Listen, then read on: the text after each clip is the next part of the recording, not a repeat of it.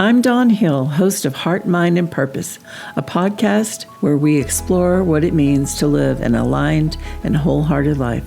I'm a professional counselor with over 25 years of experience and specialize in complex PTSD and grief and loss. I also have a deep love for meaningful conversation. I bring you honest reflections, soulful questions, and meaningful tools for managing life. Whether you are seeking clarity, connection, or simply a place to breathe, this podcast is here for you. Tune in weekly and join me on the journey. Hi, this is Paul Gramercy, producer of Heart, Mind, and Purpose. Today we're diving into something at the heart of many of our struggles, our healing, and our growth: forgiveness. It's a word we hear often, but we rarely talk honestly about what it really means or what it doesn't. Before we jump in, I want to say thank you for listening and supporting the show. Now here's your host, Dawn Hill. If you've ever wondered, does forgiving someone mean I have to forget what happened? If I let go, does that mean they get away with it? Or even, what if I'm not ready to forgive? You're absolutely not alone. In this episode, we're going to break forgiveness down into simple, honest terms. I'll share what it is not, and why it's not about them. It's about your own healing and peace. So wherever you are today, walking, driving, washing dishes, or just needing a moment of reflection, I invite you to breathe deeply, settle in, and let's explore this together. You know, I have such a deep passion for this topic of forgiveness. Honestly, it's one of the main reasons I became a licensed professional counselor. When I was a young adult, about 18 to 21 years of age, and a brand new believer, I remember a few well-meaning people telling me, just forgive them and it will all be better. Well, that's not the truth at all. Let me give you a little snapshot from my own life. I worked very hard to forgive certain people who had hurt me, wounded me, and left me feeling broken. But then, when I encountered them again, they weren't better. They were just as hurtful as before. I remember thinking, wait, did I not forgive them right? Why aren't they kinder now? Why does this still hurt so much? That second round of wounds hit me hard, and it left me confused because what I had been told about forgiveness didn't line up with reality. Over time, I would learn that what I had been told was not exactly the truth of the matter. So here we are, talking about forgiveness, what it is and what it is not. We're going to start by building a foundation, really understanding what forgiveness does and doesn't mean, so that we can approach the process of forgiving people for some very hard things. Here's the truth. Forgiveness is not about them changing or becoming who we want or need them to be. It is about us healing and moving away from pain toward peace. I want to pause here and acknowledge something. Forgiveness can be complicated. It can be very emotional, and sometimes it can feel downright impossible.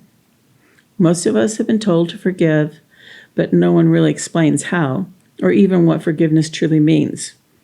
Instead, we might get platitudes, half-truths, we get good shaming messages, and when we ask others about it, they often just repeat what they've been told, whether it is right or wrong, or has helped them or not. One of the big myths is about the forgive and forget idea. The notion that if you've truly forgiven, you'll forget what happened. And if you ever talk about it again, well, that must mean you didn't really forgive. So you have to do it all over again. Yikes. That is just not true. Many of us have heard something like this when we were kids. You just forgive them and then go right back out there and play. It's all better now. But here's the thing, we don't forget. Here's a brief yet truthful definition of forgiveness. Forgiveness is letting go of resentment and the need for revenge. It is not saying what happened was okay, but it is choosing peace over pain. I really like this quote from author Lewis B. Smedes. To forgive is to set a prisoner free and discover the prisoner was you. I'll have that reference on my website because it is worth sitting with for a while. So forgiveness really isn't for the other person. It is for your healing, not theirs. So forgiveness really isn't for the other person. It is for your healing, not theirs. We will still carry the pain, and now we can be confused on top of the hurt. All of that doesn't mean we can't really learn to forgive. So what is forgiveness? Forgiveness is letting go of resentment and the need for revenge. It is not saying what happened was okay. It is choosing peace over pain. It is a process. We can't just do it like it's magic. I wish there were a wand from Harry Potter's world that I could just go poof and the pain would be gone and we would have forgiven them. If I had that wand, I'd be handing it out to everyone. But the truth is, forgiveness takes work and it takes time. So here are some things forgiveness is not. Forgiveness is not reconciliation. Reconciliation is dependent on whether the offender's destructive behavior and intentions change. Forgiveness is under one person's control, while reconciliation involves another person's cooperation. So one can forgive without reconciling. Forgiveness is not forgetting. Deep hurts can rarely be wiped out of one's awareness, and ceasing to remember an offense leaves one vulnerable to future reoffending. We do not have to hang out with our offenders if we have forgiven them. Forgiveness is not for them. So one can forgive without forgetting. Forgiveness is not pardoning. The legal transaction of pardon releases the offender from a legal consequence and an action. So, for instance, a merciful judge is not the one who is hurt, therefore not the one who can forgive. He or she can only pardon the offense. Sometimes wounds come from our own family. We still see them over time. And when that happens, the pain doesn't just live in the past. It can resurface right in the present moment because they often are still the same person they were back when they wounded us. And seeing them again can bring it all right back. When that happens, the past wounds become part of the present process. And if we let ourselves grieve them, really grieve them, we can begin to choose forgiveness for who they are and who they are not. And in that space, we get permission to be both sad and mad, which is the definition of what grief really is. Being honest about how we feel about what happened to us or didn't happen for us. Forgiveness is not forgetting. Many of us were told that if we forgive someone, we will forget what happened and never bring it up again, and that's just not true. Forgiveness is not excusing what happened. It's not automatically reconciling, and it's not saying they deserve to be forgiven. One of the most damaging myths I've seen and lived is this forgive and forget idea. We've heard it from people we love and respect, from church, from culture, and often people will even attach the Bible to it. The Bible says forgive and forget, so if you're still talking about it, you didn't do it right the first time. That's not true. The Bible isn't giving us some magic formula to perform. Here's what it does say.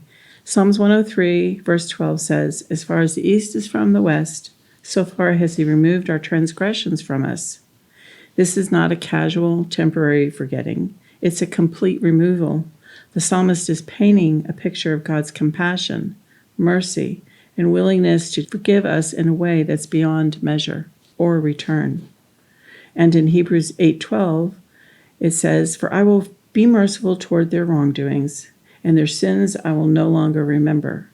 God chooses not to remember. He's not just getting over it or letting it go. He is choosing mercy. I find this so incredible, a complete removal, not something I can perform to earn. So this whole forgive and forget thing, it's a myth, and honestly, it's a trap. It keeps people stuck in pain. It makes some not even want to hear the word forgiveness because they think it means I have to forgive what happened to me or didn't happen for me, and I'm not even ready, or I don't even want to. The truth is, you can choose to forgive in a moment or over time.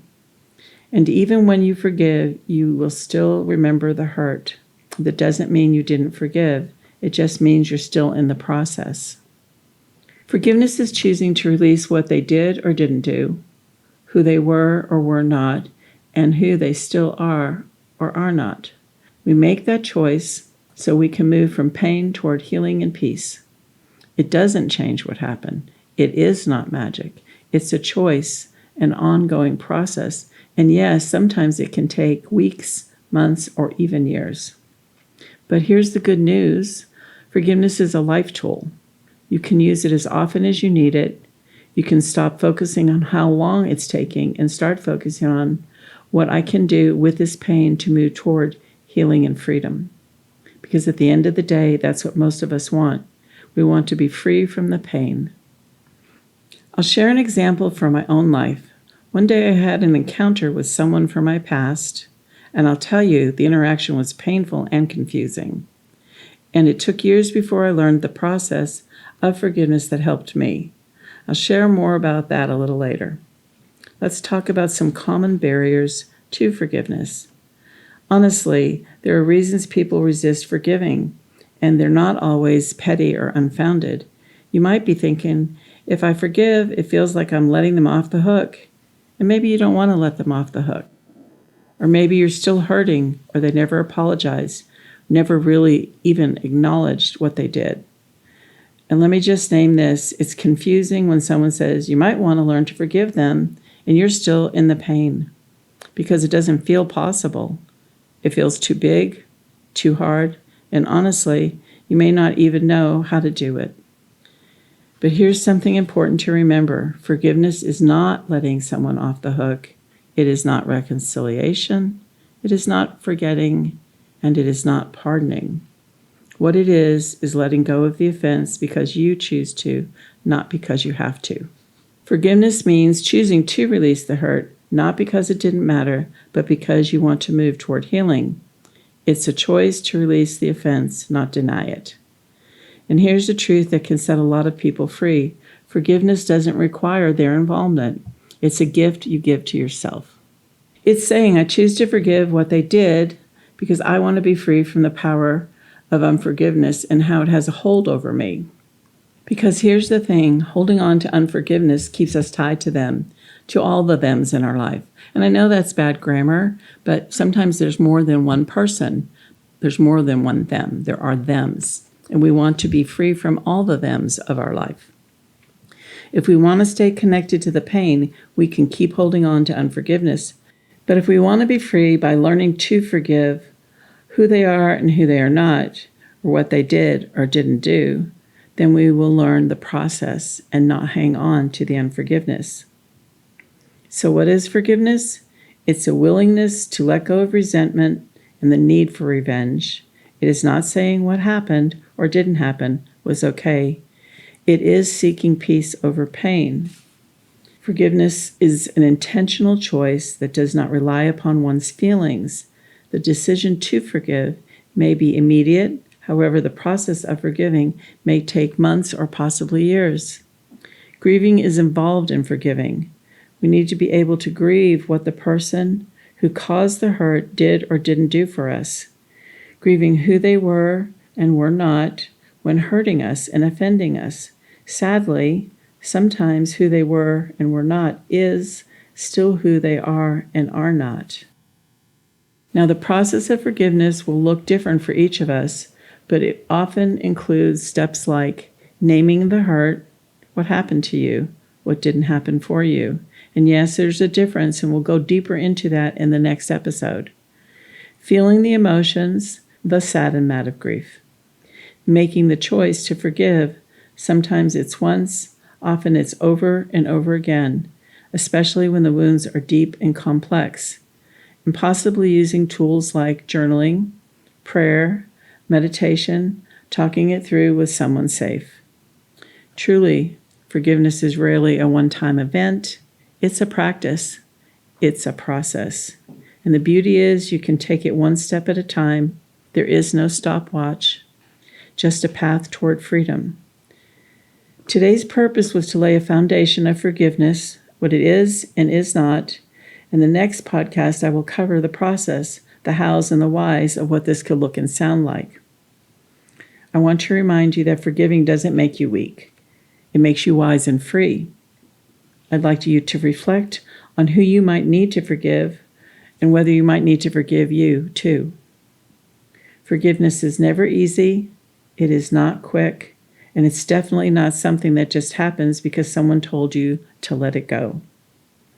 But when we begin to understand that forgiveness is not about excusing, forgetting, or even reconciling, we open a door to healing that is just for us. My hope is that something in today's episode brought clarity, relief, or a small step toward peace for you.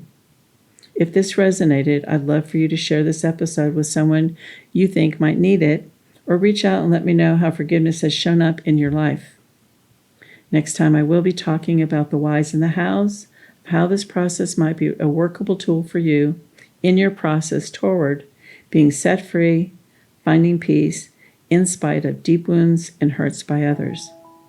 Until next time, may you be kind to your heart, clear in your mind, and grounded in your purpose. Thanks for being here. Thanks for tuning in to Heart, Mind, and Purpose with Dawn Hill. If you enjoyed this episode, please consider following this podcast and leaving a review to help others find us. Dawn has a PDF titled, What Forgiveness Is and Is Not. You can download it at dawnmariehill.com by clicking on the Heart, Mind, and Purpose podcast tab. Thanks again for listening, and we'll see you next time.